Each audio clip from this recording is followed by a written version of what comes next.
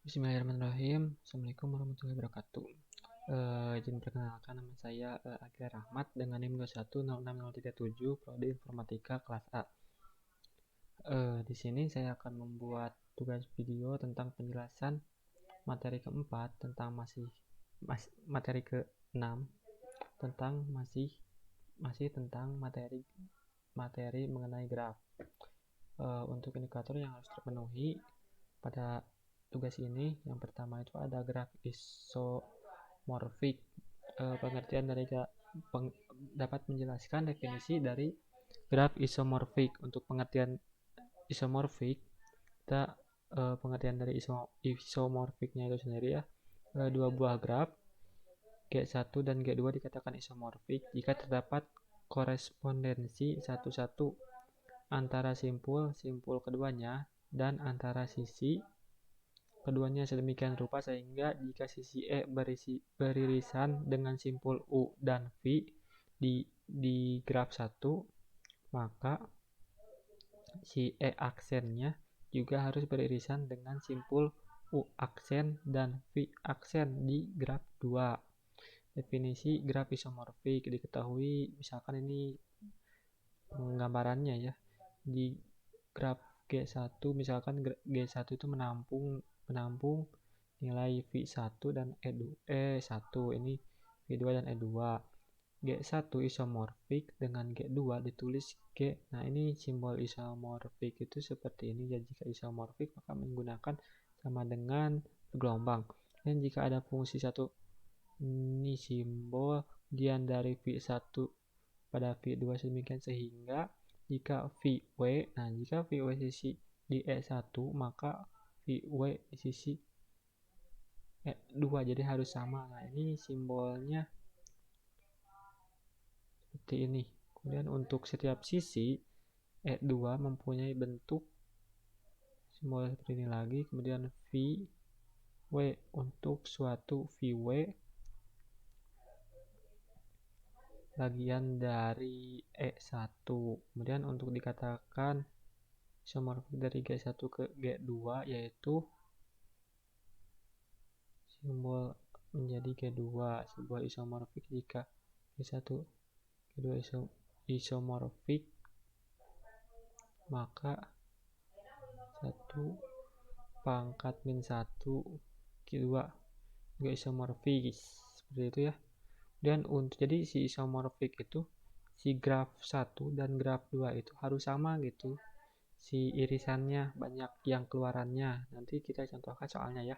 Kemudian untuk graf planar dan graf bidang, definisi dari graf planar dan graf bidang, graf yang dapat digambarkan pada bidang datar dengan sisi yang tidak saling memotong bersilang disebut sebagai graf planar. Jadi si gambarnya itu harus tidak bersilang gitu.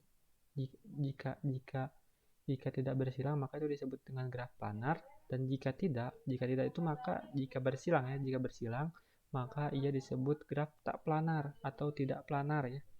Dan perlu disadari bahwa belum tentu graf secara kasat mata terlihat sisinya saling berpotongan tidak planar.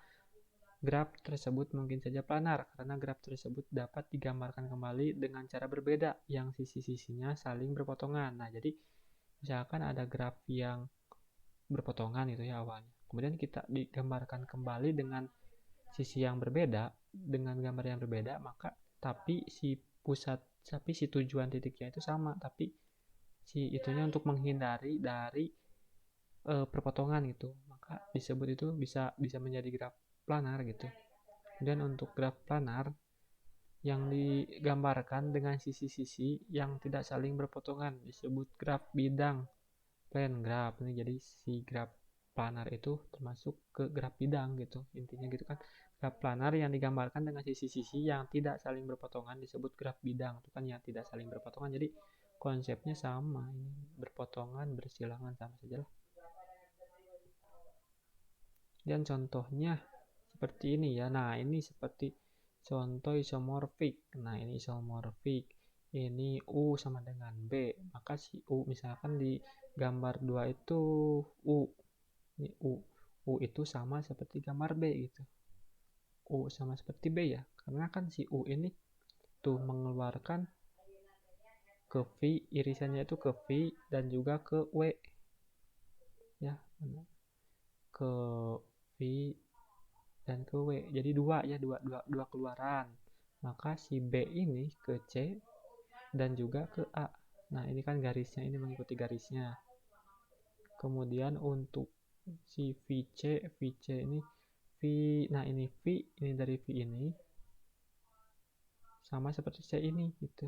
Karena kan tuh ini kan mengeluarkan 3, ini C ke B, ini C ke D, ini C ke A. Jadi si ini tuh ini C ke V, C ke F, V ke X, V ke U, V ke W. Jadi 3 pengeluaran gitu ya. Yang tersambung dengan V itu 3. Ini sama seperti C. Dan seterusnya ya. Kita juga bisa menggambarkannya seperti dalam bentuk matriks ya. Jadi kita misalkan si 0, si A ini kita buat dulu A B C D E, ya B C D E ya. Ini karena ada si titik-titiknya sampai A sampai E, maka kita A B C D E. Kemudian misalkan si A ini kan A itu nggak ada yang ke A lagi. Tuh.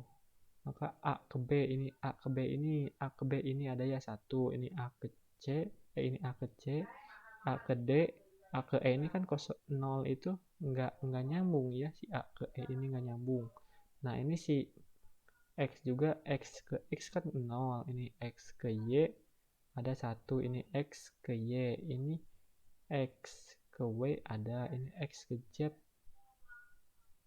ini ya X, oh ini X, X ke X nggak ada, ini X ke Y ada, ini X ke W ada,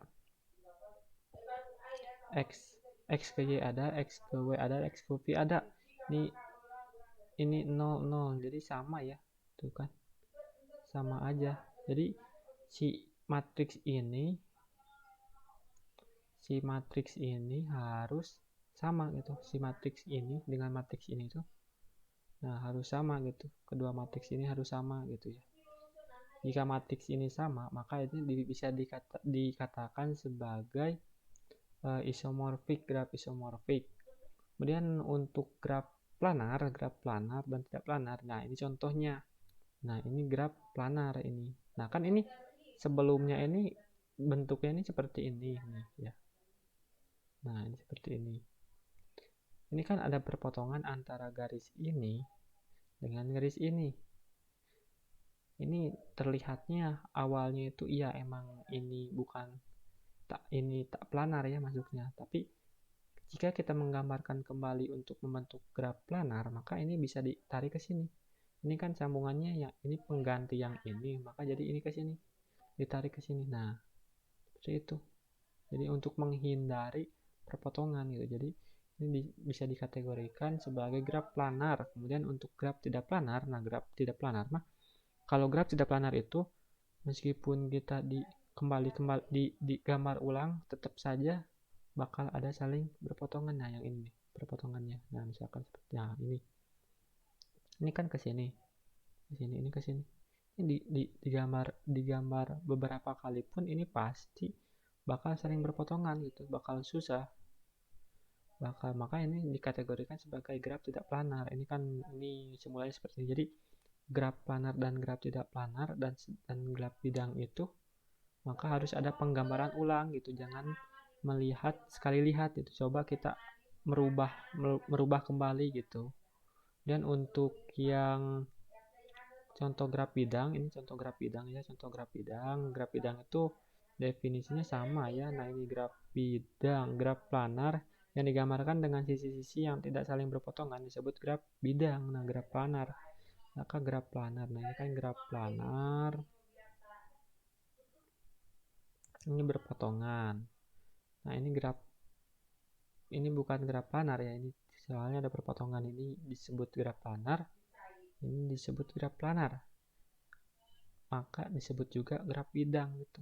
Jadi yang tidak berpotongan itu termasuk graf planar dan juga termasuk graf bidang.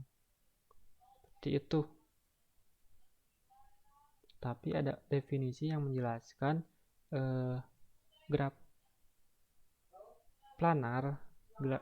planar belum tentu graf bidang gitu. Sedangkan graf bidang pasti graf planar gitu. Ada yang mendefinisikan seperti itu ya. Memang seperti itu gitu. Dan untuk penjelasannya cukup sekian ya. Mohon maaf apabila ada salah-salah kata dalam penyampaiannya. Wassalamualaikum warahmatullahi wabarakatuh.